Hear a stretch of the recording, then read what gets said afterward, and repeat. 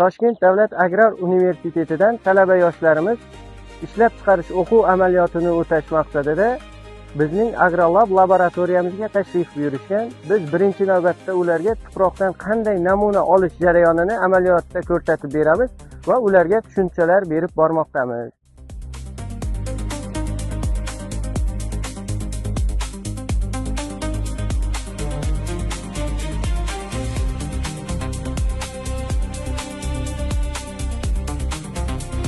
Assalomu alaykum. Men Almanov Abram, Toshkent davlat agrar universiteti 3-bosqich talabasiman.